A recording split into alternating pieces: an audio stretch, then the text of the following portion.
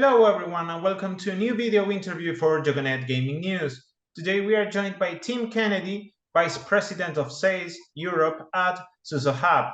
The company is set to exhibit at the upcoming edition of the Balkan Entertainment and Gaming Exhibition this month. So we will be discussing that event, participation, and the company's plans for the region. First of all, hello Tim, and thank you for joining us today. Hi, welcome. How are you? Well, as I was saying, this year has been marked by the general return of in-person events, and BEG is no exception, making a comeback after a 2-year gap. What are the company's objectives and your expectations for this exhibition? Yeah, we're really excited to be back at BG in Sofia. You know, it's been a while since before COVID, I believe, when the show was held last time. You know, the industry thrives on face-to-face communication, face-to-face meetings. And we're looking forward to both meeting OEMs. So we have a number of OEM partners in the region, but also operators as well that we'd like to talk to about our range of sports betting products. What will the company's booth and presence at the event be like? And well, what kind of conversations do you expect to have at the event, taking into account it's been so long since the last time it has been held? Sure. Yeah. So the booth is very much focused this year, and we're focusing on two areas. So one is a range of new products that we're launching for the first time for OEMs. And then the second is a range of sports betting products that we've shown around the world, but never in this region of this part of the world. So we'll introduce those both streams to this show for the first time. What do you think will attract the most attention from attendees, and what impact could this event have on the company's strategy in the region? Yeah, so from a sports betting point of view, we've got some quite unique bar top terminals and also a point of sale terminal, which can be used in a variety of environments. So I think they'll be attractive to a number of operators, and they work in lots of different sports betting environments. And then from an OEM perspective, we're very much looking forward to having conversations about where people see the industry going.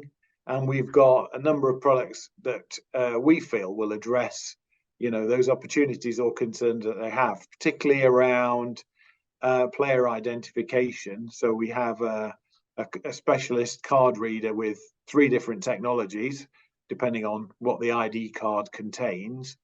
But we also have a facial recognition system with camera. And we feel that, you know, player recognition or age verification is going to become pretty mandatory in a number of different jurisdictions in the coming years. So we're trying to prepare the market. And then finally, we're also showing a couple of interesting new products for both gaming and sports betting OEMs, which would be one is a free fall coin mechanism. So you can put coins rapidly through the coin mechanism, which is a first for us. And then secondly, our own PC. So that was specifically developed for the sports betting market, but actually its graphic capabilities mean that for a number of different gaming providers, that would also provide a competitive platform for a gaming machine as well. So quite a lot to show everybody. Yes. The event is expected to attract stakeholders from, I believe, more than 60 countries, quite a lot, and from a lot of areas of the industry. Which markets will the company target for this event? Which jurisdictions, for instance, are a priority? How can SUZOHAPP's solutions help operators and partners in these markets? Yeah, I think for us, the local markets, local to Bulgaria, very important. So I would say more of the sort of Eastern European markets will definitely be our priority. And I think, you know, the split for SUZOHAPP is, you know, in the past we always serviced the OEMs really well, and we want to continue to not only service our current customers but expand into new customers. We've got a lot to show, but also we believe there's a, you know, a new or a new opportunity for SUZOHAPP to actually bring some of those solutions also to the local operating market as well. So that's what we intend to provide at the show and introduce, you know, get in front of operators, local operators in the local area. Right. Well, so you're mentioning that there is that the local market will be of big importance for the company. What would you say are some of the challenges that SUZOHAPP's partners currently face there, and how do the company's solutions tackle this environment, for instance? Yeah, I think you know, everybody wants to reinvent what they're doing in a retail environment. They're always looking for something new. So I think we have a good blend of new products that attract players, but also products that anticipate changes in the law that will be, you know, facing everybody. Every operator or OEM in the future will have to, you know, make some additional steps to comply with new legislation. So we are trying to anticipate those changes and introduce those products.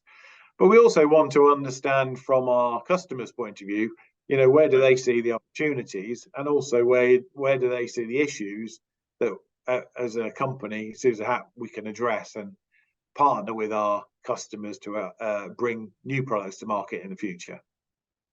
Well, one of the things that are currently changing, perhaps in the sports betting industry, is that the retail sector is in a phase in which it is seeking to adapt and leverage new technologies to stay relevant as online betting gains a presence.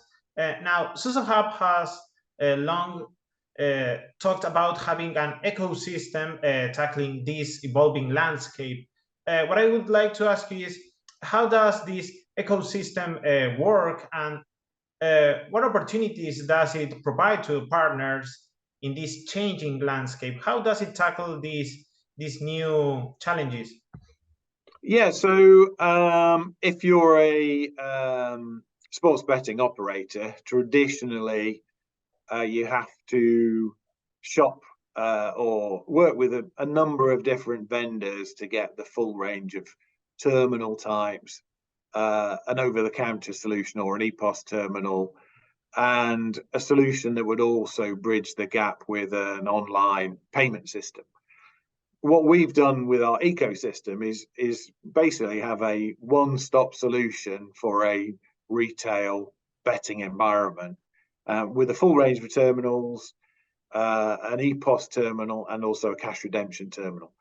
And you know, we see really the key to making retail relevant or keeping retail relevant is to allow consumers a seamless transition between playing online and playing in retail. So the payment processing, or making that payment processing as easy as possible, is a key weapon in the armory of the operator that they need to address.